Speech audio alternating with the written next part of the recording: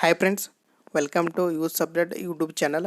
ಈ ಒಂದು ಸೆಷನ್ನಲ್ಲಿ ಏನು ಮಾಡೋಣ ಅಂದರೆ ರೇಷನ್ ಕಾರ್ಡ್ ತಿದ್ದುಪಡಿ 2025 ಜುಲೈನಲ್ಲಿ ಕಾಲಾವಕಾಶನ ಕೊಟ್ಟಿದ್ದಾರೆ.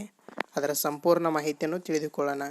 ಯಾವ್ಯಾವ ಡೇಟಿಗೆ ಏನೇನು ಚೇಂಜ್ ಮಾಡ್ಕೋಬೇಕು ಮತ್ತು ಯಾವ್ಯಾವ ಆಪ್ಷನ್ಸನ್ನು ಚೇಂಜ್ ಮಾಡ್ಕೋಬೇಕು ಸಂಪೂರ್ಣ ಮಾಹಿತಿಯನ್ನು ತಿಳಿಸಿಕೊಡುತ್ತೇನೆ.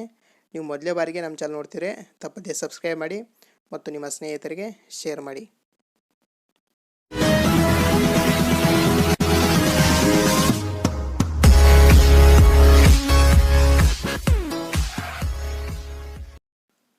ನೋಡಿ ವೀಕ್ಷಕರೇ, ನಮ್ಮ ಕರ್ನಾಟಕ ಸರ್ಕಾರದಲ್ಲಿ ರೇಷನ್ ಕಾರ್ಡ್ ತಿದ್ದುಪಡಿಯನ್ನು ಹಲವಾರು ದಿನಗಳ ನಂತರ ಸ್ಟಾಪ್ ಇಟ್ಟಿದ್ದರು.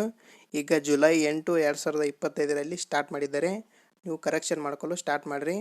ಏನೇನು ಕರೆಕ್ಷನ್ ಮಾಡಬಹುದೆಂಬುದನ್ನು ನೋಡೋಣ. ಅದರ ಜೊತೆಗೆ ನೀವು ಎಲ್ಲಿ ಹೋಗಿ ತಿದ್ದುಪಡಿ ಮಾಡಬೇಕು ಸಂಪೂರ್ಣ ಮಾಹಿತಿಯನ್ನು ತಿಳಿದುಕೊಳ್ಳೋಣ. ಮೊದಲನೇದಾಗಿ ಯಾವ್ಯಾವ ಕರೆಕ್ಷನನ್ನು ಮಾಡ್ಕೋಬೋದಂದರೆ, ನೀವು ಮೊದಲನೇದಾಗಿ ನಿಮ್ಮ ಹೆಸರನ್ನು ಸೇರ್ಪಡೆ ಮಾಡ್ಕೋಬೋದು. ಈಗ ನಿಮ್ಮ ತಂದೆ ತಾಯಿ ಇರ್ತಾರೆ, ಅವರ ಮಕ್ಕಳು ಜನಿಸಿದರೆ ಅವರ ಮಕ್ಕಳ ಹೆಸರನ್ನು ಕೂಡ ಸೇರ್ಪಡೆ ಮಾಡಬಹುದು. ಇದರ ಜೊತೆಗೆ ವಿಳಾಸ ಕೂಡ ಬದಲಾವಣೆ ಮಾಡಬಹುದು, ಹೆಸರನ್ನು ತೆಗೆದು ಹಾಕೋಬಹುದು. ಈಗಾಗಲೇ ಯಾರ್ಯಾರಾದರೂ ರೇಷನ್ ಕಾರ್ಡಲ್ಲಿದ್ದರೆ ಡೆತ್ ಆಗಿದ್ದರೆ ಅವರ ಹೆಸರನ್ನು ಕೂಡ ತೆಗಿಬೋದು.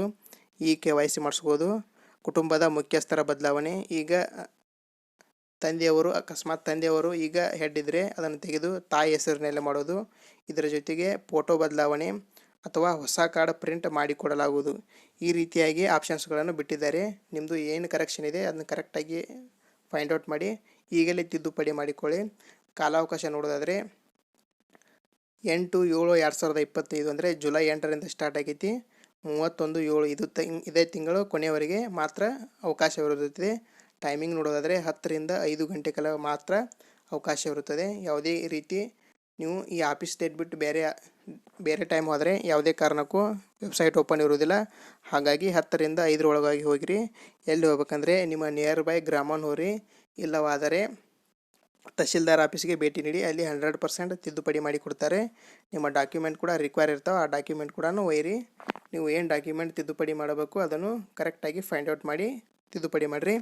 ಹೊಸ ಹೆಸರು ಮಾಡಬಹುದು ಅಥವಾ ಹಳೆಯ ಹೆಸರನ್ನು ತೆಗೆದು ಹಾಕೋಬಹುದು. ಈ ರೀತಿಯಾಗಿ ಆಪ್ಷನ್ಸ್ ಕೊಟ್ಟಿದ್ದಾರೆ. ಇದೇ ರೀತಿ ಉಪಯುಕ್ತ ಮಾಹಿತಿಗಾಗಿ ನಮ್ಮ ಯೂಟ್ಯೂಬ್ ಚಾನಲನ್ನು ಸಬ್ಸ್ಕ್ರೈಬ್ ಮಾಡಿ.